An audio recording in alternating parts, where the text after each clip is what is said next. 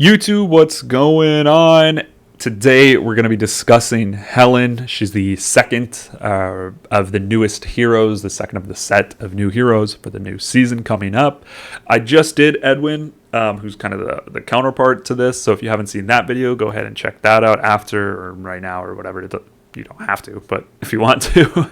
But anyway, we're going to be dissecting Helen, her design, her skills, her abilities, what formations we think she should go in, and overall how good she is. So hopefully you guys enjoy this one. Stay tuned.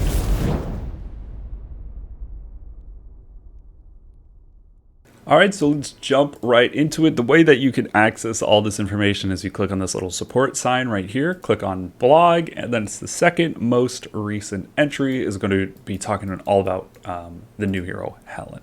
So I do want to stress that this is the very first look. I have not looked at any of her skills at all. So if you know, I might interpret something incorrect and then come back and be like, okay, wait a second, this might be what it is, and stuff like that. So this is kind of a live cold run and live in process. All my thoughts formulating, within the first seconds of reading this, really. So first, let's talk about her character design. Pretty. Pretty cool. I do like the character design. People have said that she looks like a character from Dota 2, or she's likely a copy, basically, of a character from Dota 2. No surprise, pretty much every single character is a copy of something. They never really have original character designs in this game. So, yeah, not at all surprised to see that. I'm not really sure who that character from Dota 2 is again, but yeah. I still think she looks nice. So props to the Dota 2, character design team, at least. They got something right. So she's a shooter, damage dealer, ranged. Usually ranged means the back row, but generally nowadays we oftentimes put them in the middle. So she has a glow blade and an artificial spine. These are just talking about her aesthetics, basically. So not terribly important. And up here is just kind of her lore, which I don't particularly care about. But if you guys do, you can go ahead and read it in the blog post. So let's talk about her skills. That's what I care about. Skill number 2, it's a combat skill, double slash. All right. Launches an attack with huge damage. There's a chance to launch it again, deemed as casting combat skills twice. Okay, so I always love that it says huge damage. That means literally nothing. It could be like from 200 to 1,000. It's very, very variable. Let's just say it's going to be 500. I don't know. Well, I guess we'll see. Anyway, this thing in parentheses right here, deemed as casting combat skills twice, is pretty important for heroes that combat skills matter. So somebody like Scorpion or Rose Noir. Heroes like that where combat skills, where it's very important that it's deemed as a combat skill. So it would technically be 2 combat skills in once. I mean, we'll see how big the chance is. It could be like 30%. Which is really low, because it'd be like 30% chance to activate double slash and then a 30% chance for that extra skill. But anyway, overall seems pretty good, and it'll probably have decent synergy with some heroes. Maybe we'll really have to see how that goes. We'll talk about the formations at the very end. Skill number 5 is targeted stab, another combat skill. Triggered once each round. Okay, deals huge damage to the enemy squad with the lowest power. Good. If the squad under attack is in special status, deals additional damage to all enemy squads. I'm assuming special status means CC'd. But yeah, we're going to go with that definition of special status, but I really have no idea what that means. Deals additional damage to all enemy squads. Meanwhile, gains some combat speed, stackable effect until the end of the battle. All right, so this combat speed thing, not very important. Yeah. It's really not terribly important. Maybe like the last round she'll go first, but oftentimes going first isn't even the best because of all the healers and stuff like that. So let's see. It triggers every round. This is a combat skill, so meaning again, it seems like she's going to be stacking with some of those heroes. Triggering each round is really good. This can be CC'd though, because it is a combat skill. So just keep that in mind. Deals huge damage. I mean, again, what does that mean? To the enemy squad with the lowest power, so it means the one with the least amount of troops. That's really good. Targeted attacks like this are very good, because if you kill off one hero, you basically win the game. It doesn't really even matter who it is. 2 versus 3 is just never going to win. not never, but you know what I'm saying. The squad under attack is in special status again, so I guess probably CC. We're going to be pairing him up with CC. Deals damage to all enemy squads, so that's really good, meaning you'll probably want CC heroes with her, or at least special status heroes. So interesting. Yeah, I guess if you have like probably CC heroes, it seems like she's going to be doing a lot of damage. This triggers every single round, and if let's just say everybody's CC'd, I mean you'll deal damage to everybody no matter what. So pretty cool. This is probably going to be her bread and butter most likely is skill number 5. Yeah. And then her skill number 8, Lethal Blade. Status skill. All right, so that just means it's always effective on her, and it occurs at round 0. Increases the skill damage dealt by the hero squad in battle to be determined each round. Okay, interesting. If the hero squad is the first to move, the skill damage bonus will be raised significantly in this round. Okay, so that's where this comes into play here, is that this combat speed, stackable combat speed, becomes more important. So originally I said that's kind of useless. Now it seems to be more important because you're getting extra skill damage. Depending on these numbers, it could be very important, but I guess we'll see. There's not too much that you can do to increase combat speed, though, especially for shooters. There's not really that many heroes that increase combat speed for the formation. I don't actually know if there's any. So pretty much it's just parts and maybe some of the new tech that they're going to introduce. I'm not really sure. So yeah, I mean, just increase the skill damage, whatever. This variable thing to be determined each round likely just means that, yeah, it just recalculates every single round. And again, if you move first in that particular round, so this could be if everybody's CC'd, right? If everybody's suppressed on the other team, you're going to be moving first. So yeah, interesting. And then her Awaken, the shooter squad led by might, resistance, march, and speed, with the effect of the skill dictator remaining the same. I'm not entirely sure what this means. Does this mean that they're getting might, resistance, and marching speed from her 6th ability? So if we take a look at pretty much every single hero, they all have an Awaken. They all get might and resistance, and then they all get one extra kind of skill, generally speaking. Is hers marching speed? I feel like that's got to be a typo or something, or a mistranslation. It likely means combat speed. If it's marching speed, that is awful. Then this is like the worst 6th skill possible. Most likely it means combat speed, but it's weird because they say combat speed here. Yeah, and I mean there are characters like Anna, for example, who do get extra combat speed. So most likely that's what they're referring to.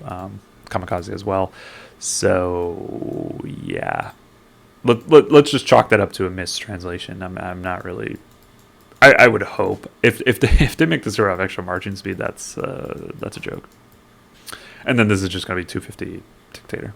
So recommended formation. These are the dev recommended formations. You want to take these with a grain of salt for sure. But we'll see. Dawn plus Scorpion plus Glowblade. Yeah, so I mean, like I said, Scorpion, she's likely going to be kind of a Scorpion hero, most likely. The reason is that she does a lot of combat skills, a ton of combat skills probably. So yeah, having her go with Scorpion is kind of a pretty obvious choice. Potentially Rose, however, Rose kind of just sucks, and so I doubt that it's going to be with Rose. And then obviously Dawn's just amazing hero, especially with Scorpion, or even more so because of Scorpion. So yeah, I would say this is quite likely a pretty good combo. Heaven's Redemption, Scorpion, Glowblade. Okay, so I mean basically the same thing. Yeah, you could put Cannon S. You could put there's a lot of heroes you could put instead of Dawn in the front here, but Scorpion, Glowblade, likely being the main thing. And then the third one, Retrograde. Okay, so all right. Well, I'm glad that they provided us basically one formation. There's so many different options you could put in the front. It's really not going to have a huge effect. Tech Priestess, Kamikaze. You could go on and on. Maybe not Kamikaze, but Cannon S. Etc. But yeah, Scorpion and Glowblade is probably really it's probably really going to be the meta. What this allows is for you to use Scarlet Siren with Flare as well. So then you're kind of free to now use Scorpion. Scorpion kind of went down because of Flare, but for the most part, he's still all right. So yeah, I mean, it's probably going to be okay. I would assume this Dawn Scorpion Glowblade is likely going to be the best, but generally Dawn is kind of always preoccupied with Flare, so Heavens is usually preoccupied with Death Rider, so likely it'll be like Canoness Scorpion Glowblade, which still seems pretty damn good to me.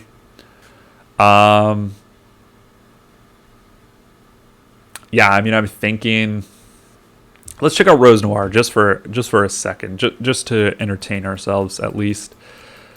So, like I said, Rose is pretty terrible. Wait, am I an idiot? I am an idiot. Rose Noir gains stacks based on each basic attack. Okay. Yeah, I'm an idiot. Is Scorpion really the only hero that does something based on combat skills? Huh. Could be. I guess. I thought there was one more, but maybe not. Ah, yep, it is Prophet. Okay. Maybe Prophet, Scorpion, Helen, but not sure. If her skill number 2 chance is really, really high, then I would say most likely. If she's doing like 20 combat skills per match, which is possible, then I would say potentially Prophet, Scorpion, Helen. Anyway, most likely Scorpion. Most likely it's just going to be like a Scorpion, Canoness, Scorpion, Helen, or Glowblade, or whatever her name is. So overall, what do I think? Well, first let's talk about her design. I think her design's really excellent, personally. Yes, they didn't come up with it, so well, potentially. I don't really know this Dota 2 character, so if we're ignoring the fact that they didn't really come up with a hero, I would say probably a 4 out of 5, honestly. I think it looks pretty nice. I like her purple lightsaber blades. Her skills, her abilities, you really have to see the numbers. Anytime there's a damage dealer, or at least somebody who's like really, it's important that the combat skills are really important. So not like a support, basically. The numbers mean everything. If she has low casting percentages or low damage, then she's going to be useless. She'll be really, really bad, like a Wanderer type hero, right? If their casting percentage is really high, I think she'll be good. I think she will definitely be a meta hero if her casting skills are high, if the percentages are high. At least for just skill 2, because skill 5 it's always, so you're guaranteed to get 8, which is going to be pretty good for Scorpion. And if skill 2 is like 60 plus, then I think, and then the secondary chance is, similar, 60 plus, then I think she's going to be really, really good. So I would say probably 4 out of 5, 4 to 5 in terms of combat skills, 4 out of 5 in terms of design. Yeah, overall, I mean, pretty fine. I'm okay with it. Yeah, I'm okay with it. I also do really like that she targets the squad with the enemy squad with the lowest number of troops. That's huge too. So yeah, I mean, I think pretty good hero. At least on without knowing the numbers. Again, it's all basically decided by the numbers for a hero like this. For like support heroes, for example, the numbers aren't as terribly important, but for a damage dealer, and especially a damage dealer like this, where the whole point is basically to rack up combat skills, it becomes very, very important to have those numbers. So yeah, I'm going to say a 4 out of 5. I'm going to say she's likely going to be used in the meta, and I'm going to assume Canoness, Scorpion, Glowblade is probably the go-to combo. But maybe Prophet as well. I mean, honestly, I just would like to see Prophet used, so I always envision Prophet being used, but generally Prophet's just not good enough, and it's likely going to be the case again. So that's about it for Helen, guys. Let me know what you guys think. Give her an overall rating and what combos. Maybe there are some interesting combos, but it seems to be like her and Scorpion are kind of the two peas in a pod, most likely. And they're both shooters as well, which is nice. So maybe you could do like a triple shooter situation somehow. But yeah, we'll see. Anyway, that's about it on Helen. I will be pulling her the hour that she comes out. I'll be maxing her like immediately. We'll see if she's that week 1 or week 2, or if Edwin is week 1 or week 2. So either way, whenever she comes out, I will max her. We will test her out on live stream. So make sure to join that when you see it. I guess subscribe. I don't really care about that, but just keep it in the top of your mind that when she gets released, hop on and I'll be there. So that's about it, guys. Thanks for watching. Hopefully you guys enjoyed. Take care. I'll catch you guys soon. Peace. Wake up, early mornings, late nights, hopping on a different flight. What's the meaning of life, ayy? Wake up, same-ish, different day. Make a wish, call it pray. Am I sick, am I okay, ayy? Stay up